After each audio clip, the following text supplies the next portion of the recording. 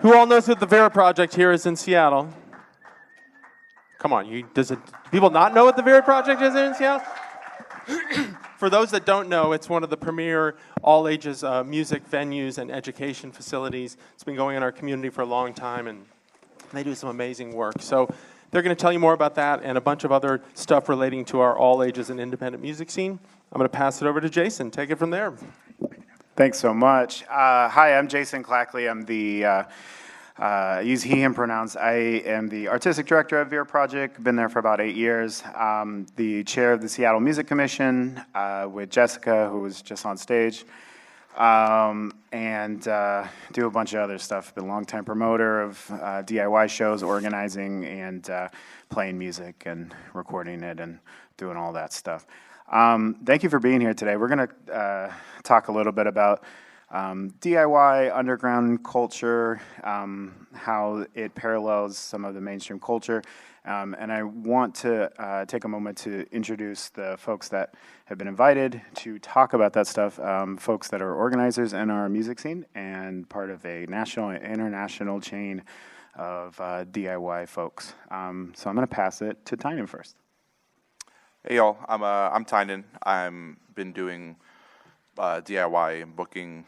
I don't know. I graduated in 2011, so about then.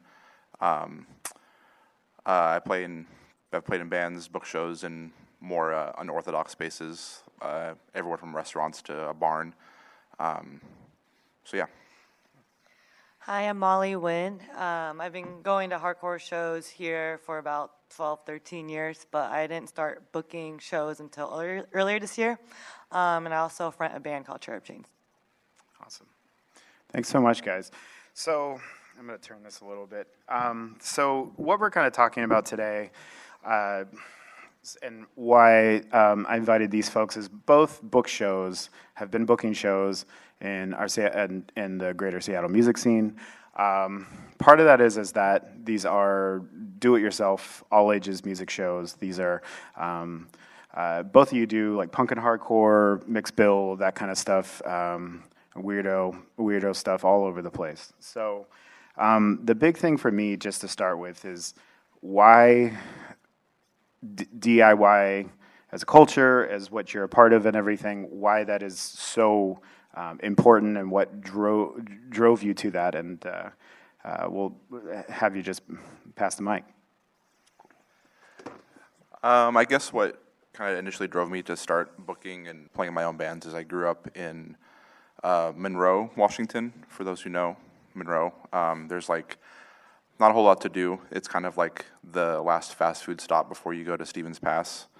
I just found out through punk and hardcore, mostly like initially from like my mom. She liked the earliest stuff like Ramones and Sex Pistols, and there was a magazine I picked up that had a page about like hardcore punk music, and there was a band that was coming through on the last tour, and I went and saw that band, and that was kind of like a, you know, oh, these are like, those were the first people that I'm like, oh, this is like, this speaks to me on a deeper level, and I can like go out and do this myself. And I started booking shows in a barn in Snohomish, Washington.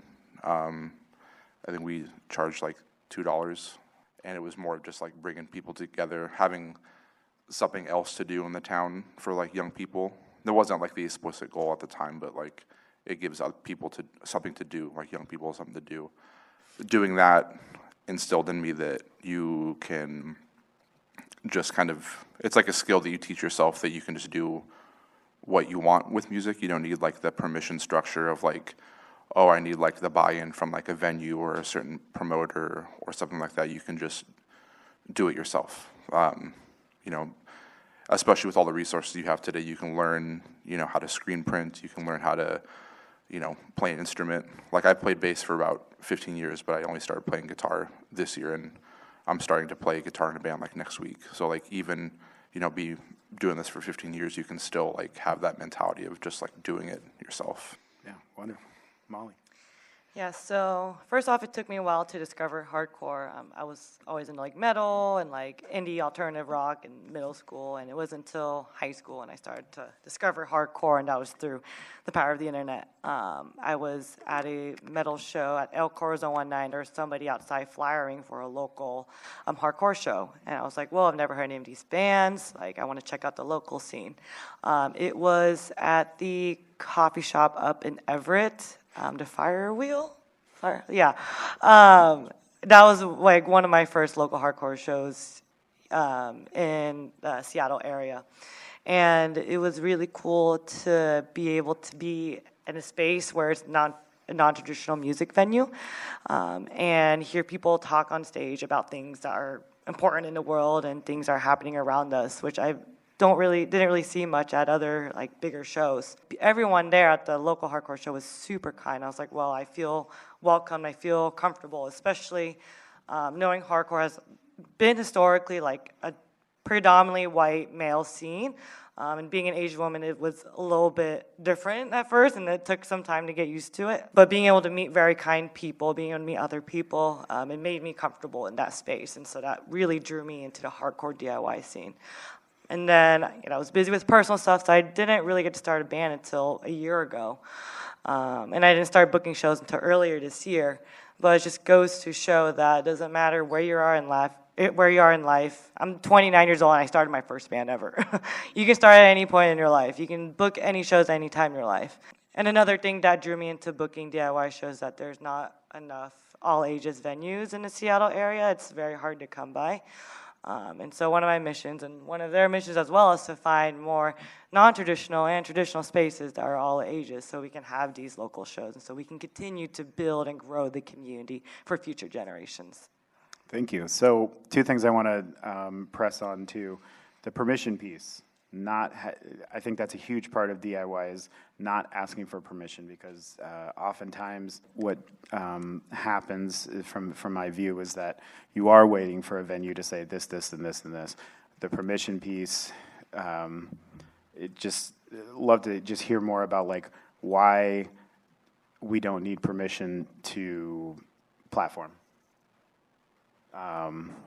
Any thoughts more on that? Kind of just like thinking about like what drove you. Was there a point where you're just like, or was it just, oh, I just don't need permission? Or was it like a point where you were like, I've been asking for permission to play a show at XYZ Club, and they keep saying no? Like, was that just something that you just were like, screw it, I'm just going to do it myself? Or was it like something that built because you were feeling like you were disenfranchised out of like a more traditional music scene? For me personally, when I started, like my first show I ever booked was, like I said, in a barn, and it was for my high school project. I wanted to show what it was like to be like a touring musician, and I just like, there weren't spaces there's no like music venue that isn't like a bar in Monroe, so that like completely, excluded me and my friends. But I think what kind of drove me to it is like there's a certain energy in a room that's like quote unquote non-traditional. Like you go to like whatever venue pops into your head when I say, a club or whatever, and it's not, there can be a good energy in it, but there's something special about like, booking a show at a, coffee shop or a pizza restaurant or something that like, it just changes your mentality going into it. It feels like you're less performative, I guess, within like the, not to get too like psychological about it, but it just gives you, it's more like freeing, I guess, because like it, that it was put on by somebody that you relate to more so than like this like person through a booking email that may or may not reply to you. So I guess I'm drawn to like more of like the energy aspect of it. Like you can play like a room that's like 1,000 cap and it can be packed, but it can be dead. But you can play a room that's supposed to hold 50 people and you can fit 200 in there. And there's just something special about that, knowing that like if something goes wrong, that someone else is going to have your back because you're like invested, because you're, like-minded and put on by people like you. So whatever that may mean to you personally. So. Yeah. To me, hardcore has always been rooted in the freedom of self-expression, going against societal conformity, anti-capitalism, and having an alternative space. And when I first started going to shows, I've always heard stories of like, oh, you know, having to like book at a bigger venue, it fell through. They had to find alternative in like a pizza shop or a smaller business. And kind of like what Tyne was saying, being able to do it yourself and being able to like go to these other shows, but where people are doing it themselves too, you share that same niche, and it's comforting, it's intimate. The first hardcore show I booked in Seattle earlier this year was at Little Saigon Creative in Little Saigon, Seattle. And the biggest reason why I wanted to book there was, one, it was an all-ages venue, and then two, I've been tapping more into my own Asian heritage in the last couple of years, and there wasn't a venue in Chinatown International District, and I wanted to be able to bridge the gap between hardcore music as well as the Chinatown International community. And so that meant a lot to me, and that meant a lot to other folks within both the music scene and the Chinatown scene. So I was able to book a couple of shows there, and then more so in the future. But being able to be surrounded by people who care a lot about supporting local businesses, small businesses, communities and neighborhoods that are not as well developed as other parts of Seattle, and being able to bring light into that and gain their trust and gain that friendship. So, yeah. Yeah, I appreciate that. Something that, and I'd like to go back to some of the more socio-political stuff at some point in this conversation, just talking about what we care about more as that we want to see in the world.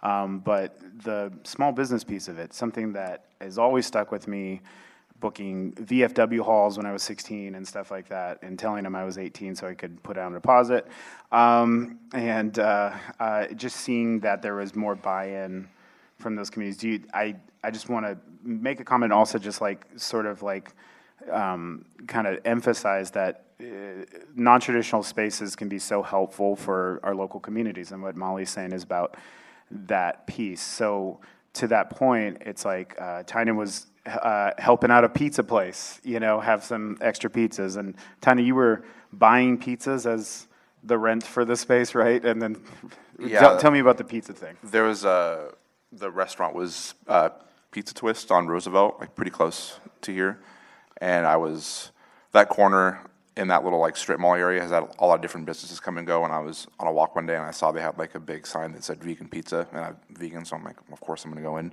And I was, getting my food, and I saw they had like kind of a long, narrow hallway, and like the punk in my head is like, oh, you could fit some bands in there.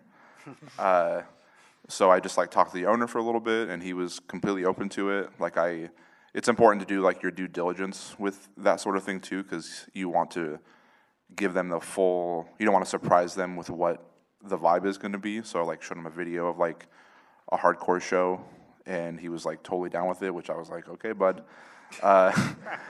It's always, that is the ultimate test, and it can be, leading up to it is anxiety inducing, because someone can watch a video, but when there's 150 people in your restaurant and someone's jumping off the railing into the crowd, it changes a person.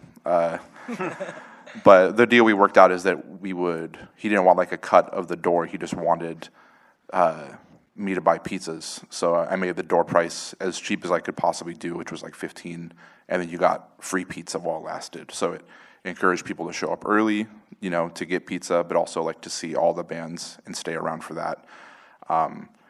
And it actually turned out to be more expensive than most venues, because 20 pizzas is like $700. But it definitely it was only maybe 6 or 7 months of shows before things come up with. It was kind of in like a more suburb type area, and the neighbors, it was like hard to deal with, and they didn't want any more shows to happen, so we just decided to stop doing it. But it created like there's like a generation of like younger people that know me as like the pizza guy, which is like kind of funny, I guess. But that just it makes you talk to these business owners and like kind of come to their level.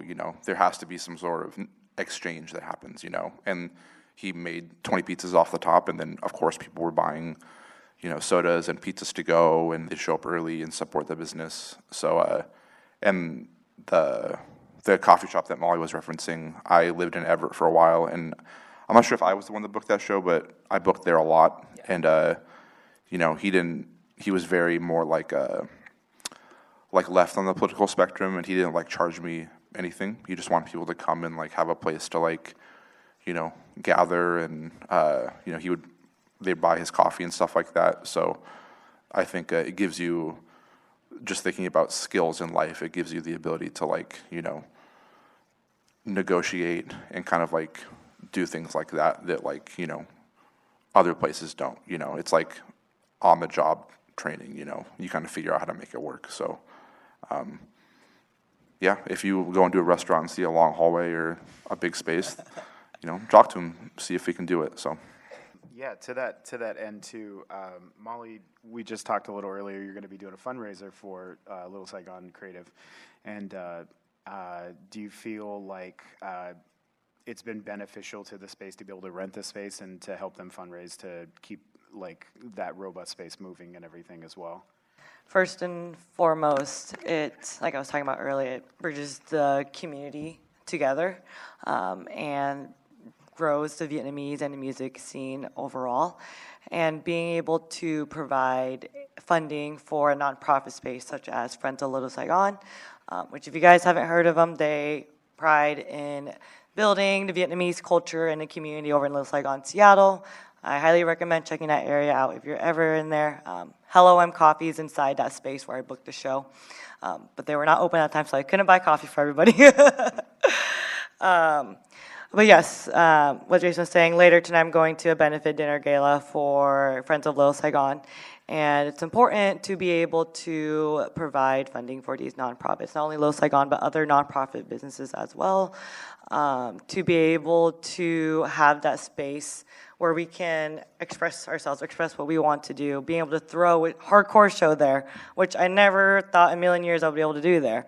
But things like that can happen, and that community is pretty open-minded in branching out to other genres, other communities, other parts of the city. Because they're historically known to be just a coffee shop and just do like pop-ups for arts and stuff like that. They don't have music in that space, but they've always wanted music in that space.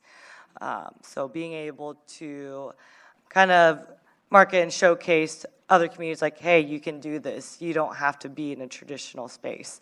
You can have shows, you can do other stuff in a non-traditional space. So being able to have more freedom and more control and being able to build that trust and friendship with those sort of nonprofit organizations. yeah, kind of going off that, I also think that like when we talk about like non-traditional spaces, there's a lot more, like you go to like a quote unquote normal venue, and like, there might be some tension between the crowd, and there might be like something that breaks out that might be a fight. And in a normal venue, that's like, you're done, there's no talking about it, and you feel kind of like, if you get kicked out, it might feel, there's like no conversation. But even like last night, there was a show where something like that happened, and we took the people outside and we like talked to them to figure out what was going on, and like there was no like judgment. It was just like, tensions are high. I mean, just like, with everything in the world right now, it's like reasonable for people to be on high tensions, especially in like a high energy space like that. I think people don't really feel heard in the world a lot. So I think like in moments of like high tension, that gives you an opportunity to talk to people and like show that it's not like this way or nothing, there's more give and take with that. So At the first show, there were a couple things that were broken in the venue, the TV, a couple paintings that were on the wall. But the beauty and the kindness of the hardcore community is that everyone funded it immediately that night. And there was like $300 extra that I just donated to the Friends of Little Saigon organization, and they greatly appreciated that. And that provided them to build trust with the hardcore scene and allowed me to book another show there a couple months later. So I think that's also the beauty of DIY, is that people are willing to work to make sure we keep these venues for future shows. I want to talk a little bit about socio-political kind of like trends.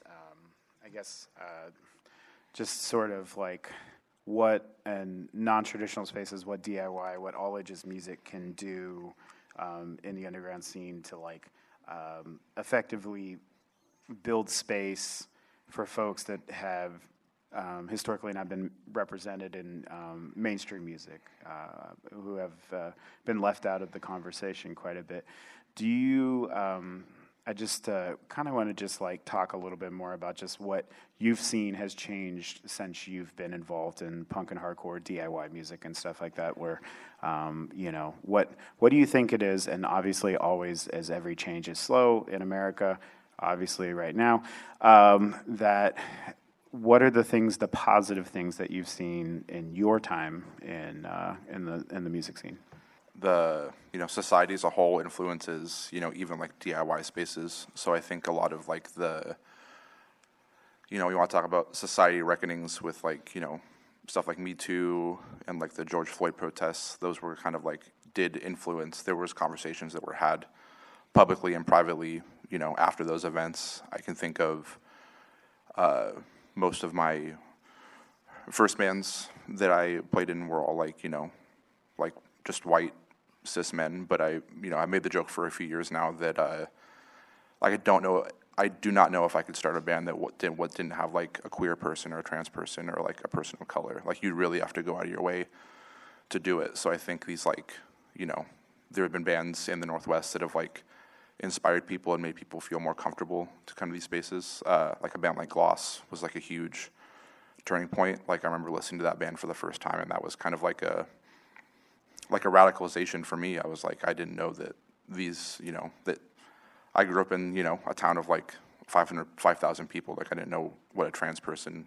was at all. So like that kind of opened my eyes to that. And I think you can't like necessarily write about the change or like give numbers, but you can like look around and see. And I think it'd be hard to book a show that wasn't like, diverse and had that, even like political sentiment has changed a lot. It was kind of like punk and hardcore has always been political from the jump, but I feel like now you just can't go to a show without people talking about different, world events that are happening.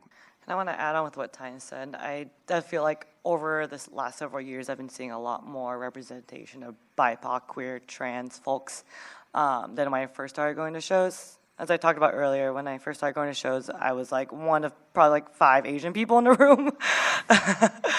And it was uncomfortable at first, and I've always seen bands that had mainly like a white man fronting it. So I was like, okay, this scene is only for white males to be able to speak about the issues going on. Like, I can't have a voice. And it took a couple years of like going to more shows and like seeing more like new bands on the internet that are BIPOC, queer-fronted bands. One of the first few bands that really stuck out to me was Crime Watch from New York, as well as Initiate down in California, both Asian, female-fronted bands. When I saw them like live and in videos, I was like, whoa, I can do that too? Someone who looks like me can do that? And that was like a very pivotal moment for me.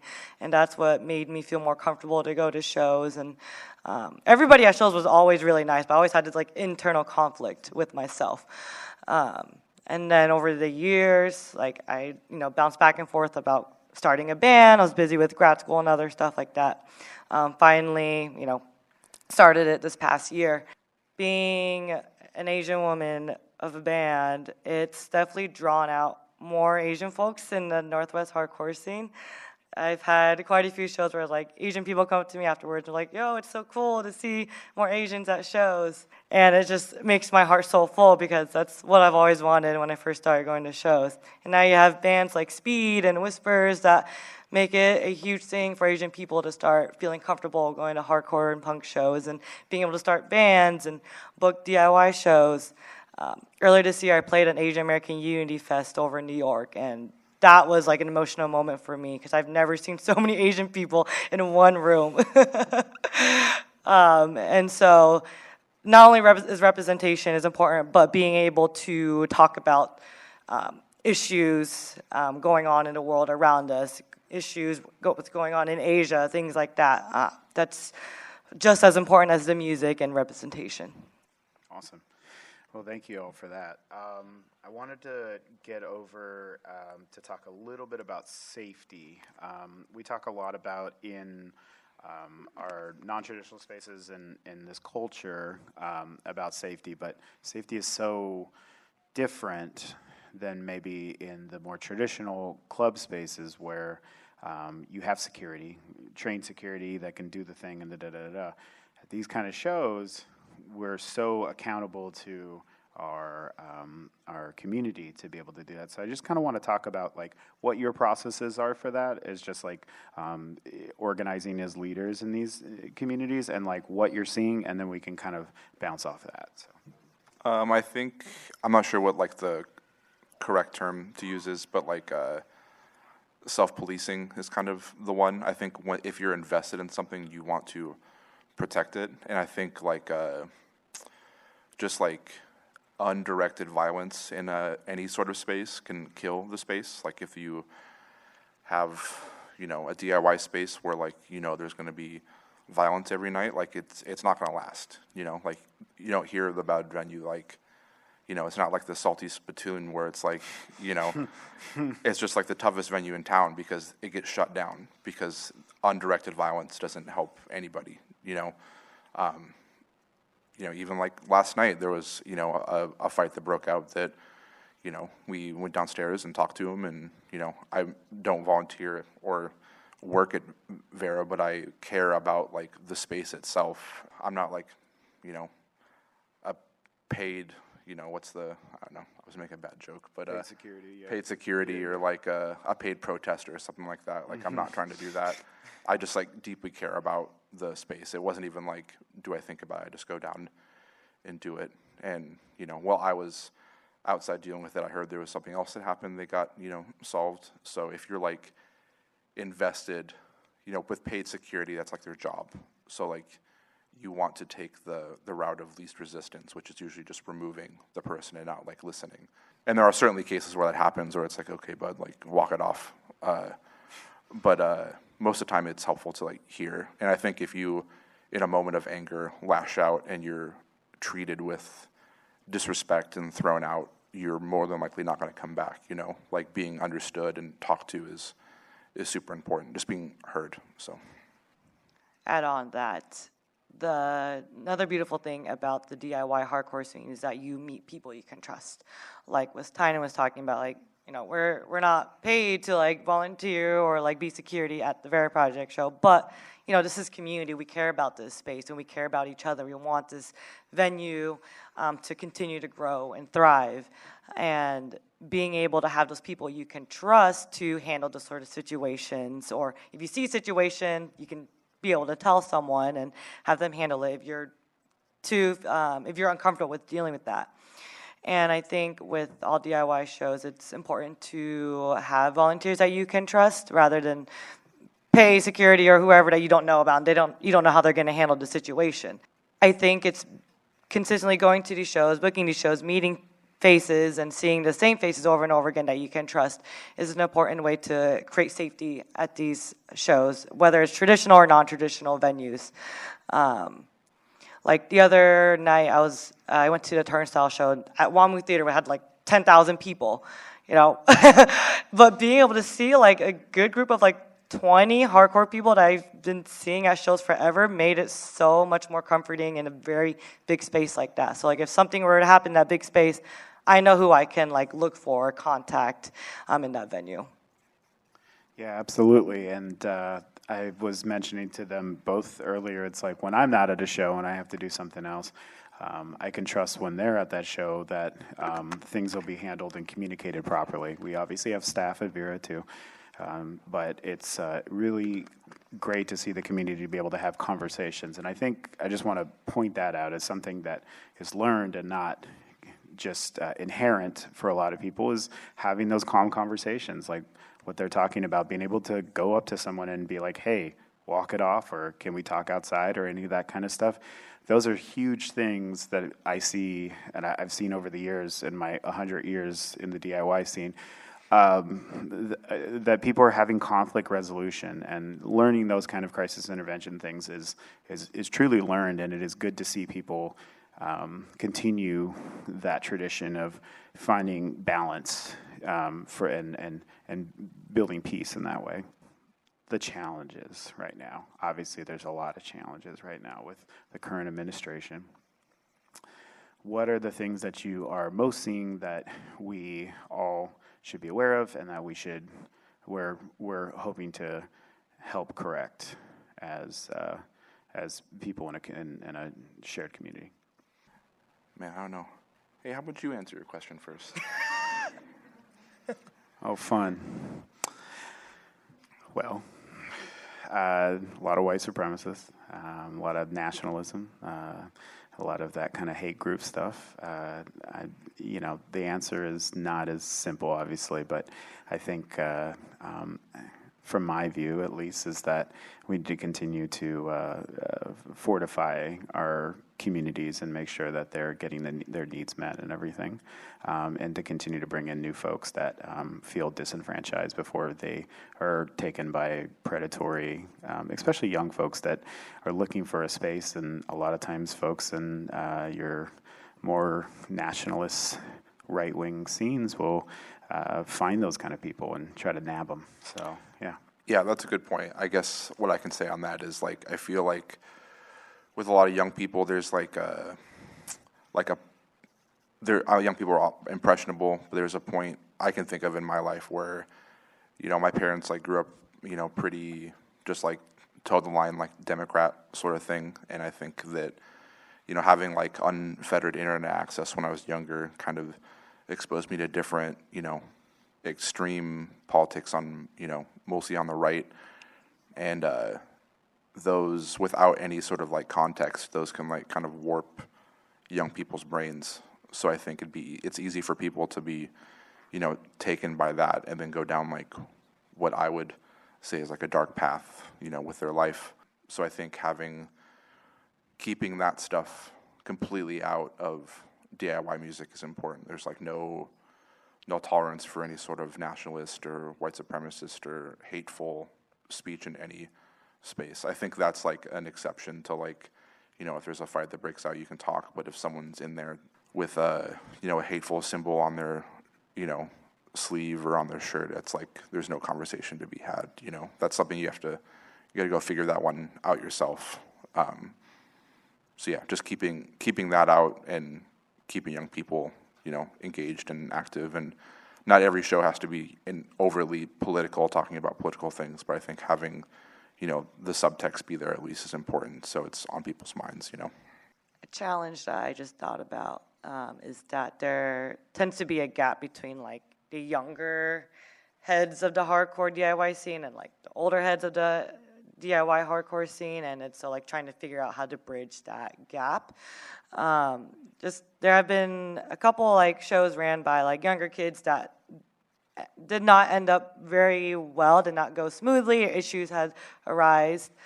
And it's so figuring out, like, okay, how can we bridge that gap so the younger kids know how to behave at shows, know how to book shows, and make it a safe space for them? Because all they know is what they see on the internet. So if they're in the same room with, like, the older folks, they're able to learn and gain knowledge for them to be able to book these shows, to make sure they're safe for future generations, future shows, and so we don't have bad incidents. And so for me, I think that's one of the challenges that we're facing, is being able to bring those two different communities together. There have been quite a few shows where there's a good age range. Like last night at the end, it showed the Vera Project. There were a bunch of young kids. It was their first hardcore show, and then a bunch of, like, older folks that have, like, been around for ages. And it's cool to be able to see those people interact, and that's, what we should strive more of, to build a safer space for all. Yeah, like, you can't type in, how to book a DIY show safely into, like, ChatGPT and get an answer. Like, it's just, like, not something, it's, like, passed down by word of mouth, and it's, like, it is, like, alien to, I feel like, a lot of people. Like, it's, like, bizarre to try to explain to, like, someone my age that doesn't know anything about DIY or hardcore or indie or whatever, like, oh yeah, like, I went to a show in a high school basement and, like, helped these kids book the show. That's, like, a weird thing to them. Like, it's viewed as, like, why you hang out with high schoolers. But I think, like, you have to, like, hardcore and punk and DIY is always, like, a youth-driven culture. And I think as people get older, they have different obligations, lose interest, et cetera, et cetera. So I think instilling those strong values in young people, like there's countless people that have, DM me on Instagram asking, like, how do I do this, or asking for clarification on stuff. And I'm always happy to give that knowledge. There's like no gatekeeping that should be on that, it's precious knowledge, but it's not, private knowledge, so. Hardcore's for the youth, and will be. True. That's right. And I appreciate the intergenerational dialogue. I think the culture-bearing piece is something we talked about a lot. We recently had a sort of like a DIY mafia hangout with pizza to talk about safety in the scene, and hopefully making sure that younger folks are getting the information and also the love and understanding to be able to book their shows, but also being like, hey, this is how we've continued to like make sure that things are more safe and inclusive and everything. So that was a really fun one. And we ate some. Did we have pizza? We had pizza, right? Yeah. Yeah, we had pizza. Yeah, great. And there was pizza. So my last sort of thing is just to kind of like talk about the lowest barriers to entry. We talked a little bit about, because you both are in bands, and how it is great that you can learn a new instrument at any time without any pretense or like, well, you're never going to have a career with this. I want to just kind of talk about like the low barrier to entry about being in a DIY band and what it feels like to be able to come in and play music, not had studying at Juilliard for 10 years. It has just always been like, I never had that formal training. Like, I got a bass for like Christmas one year because I was, obsessed with Red Hot Chili Peppers, and I still can't play like that. And you still are, right? Yeah, I actually saw him a few years ago, so yeah. Hell yeah. That's what's up. But I think having having to ask permission for it. Like, there's never like a correct time. Like, oh, when I can play this on guitar or bass or whatever, I'll be ready. Like, I think there's something to be said about just like, like the last few bands I've played in, before we've even written a song, I'll like book a show like 3 months in advance. So there's like kind of like a time frame that we have to like, okay, like we're gonna look stupid if we don't have 4 to 5 songs to play at this show. So I think that is like a very like it gives you some structure, and it is like liberating. Like it's easy to like, oh, like it's almost, I was talking to a friend the other night about how like it's just like there's some internal drive in me at this point in my life where I just like, yep, I'm just gonna start another band. That's just like what I'm gonna do. And it's like you can't really describe it with like words. It's just like somehow it makes sense, and I just want to keep participating and expressing myself in different ways. So a weird primal thing, I guess.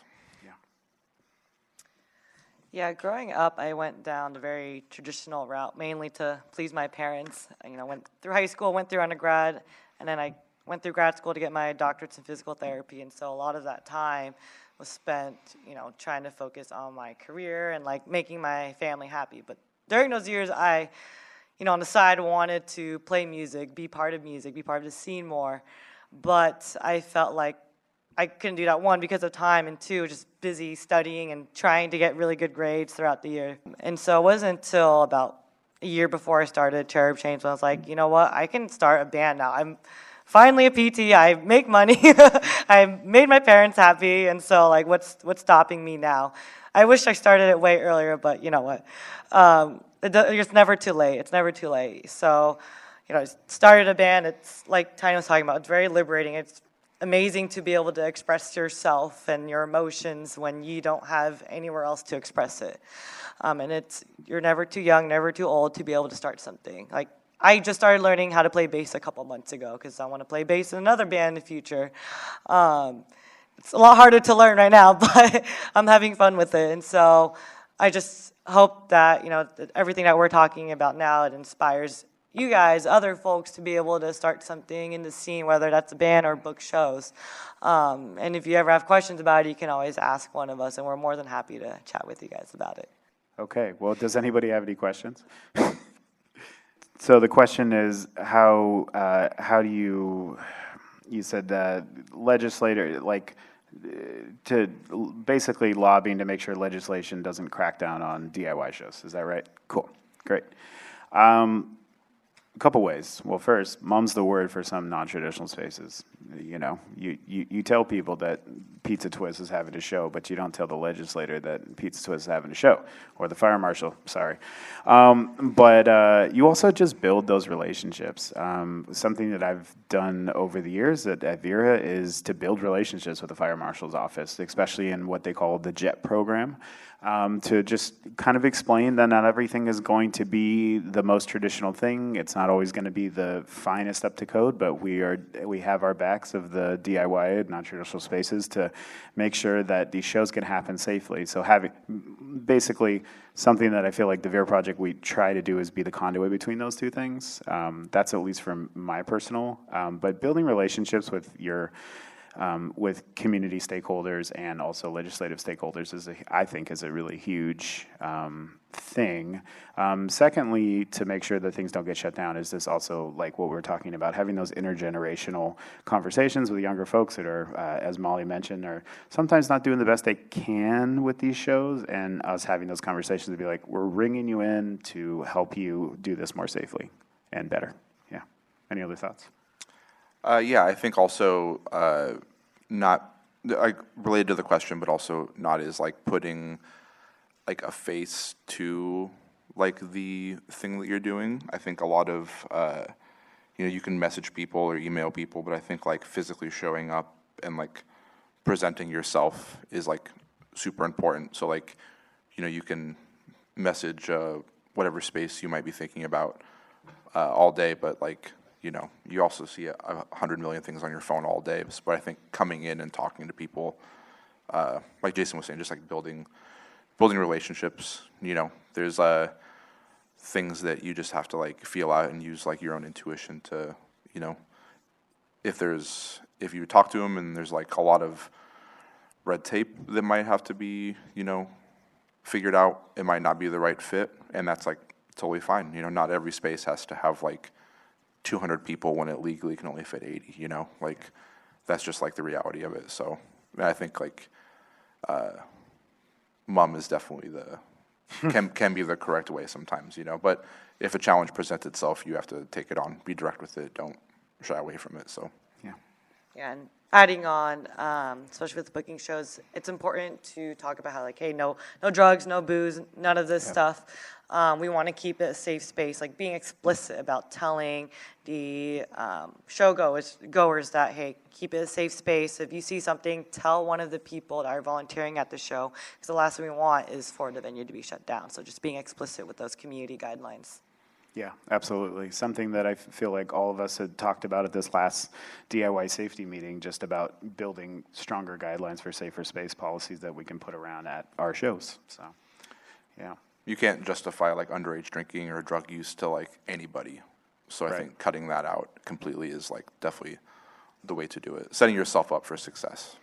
So also, if there's any publications that are posting your door, this has happened to me over the years, and I won't name the publication, but I have had to call them and be like, take our picture down, and they're like, what? But you're a venue. I was like, we're not a venue. We never existed, and then I hang up. Any other questions? Myself and some friends are trying to save a venue, and in the meantime, we're trying to do DIY shows, especially like benefit shows to raise money for our cause. Do you have any advice, just for like benefit shows specifically?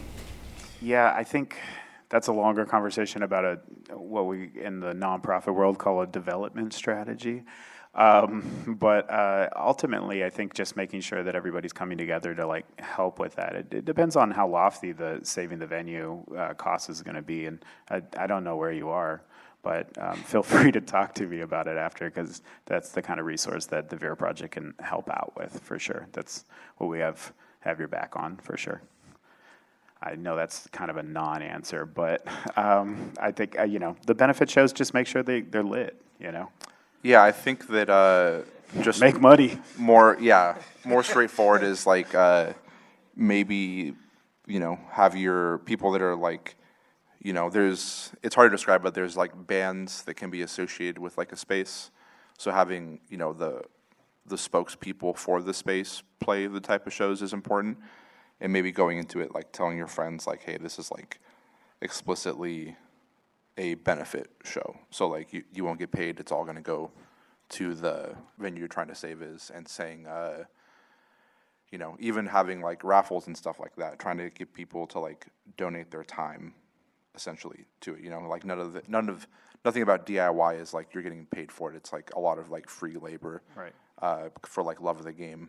Yeah, and just be like clear with, you know, how the finances are working and what you're going towards. I think that the clear communication can help. But yeah, don't pay your friends, donate it to the thing. It's kind of like the practical advice, I guess. Also talk to Jason, he can help you. Yeah. Yeah, and to that end too, it's like it is the DIY is a labor of love. I mean, the idea that it really is going to be your means of capital as far as like being in a band is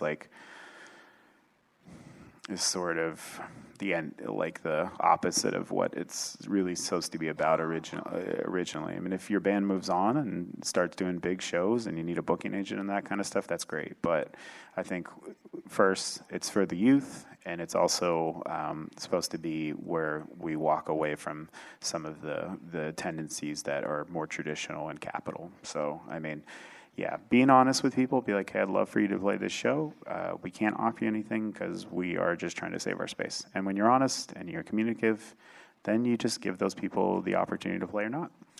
And also, I think I didn't really touch any of the other parts, but I think I just want to say like flyering for your show, like physical handbills is super important. I think handing them out at shows that have similar bands to what you're playing, like putting a face to what you're doing is super important.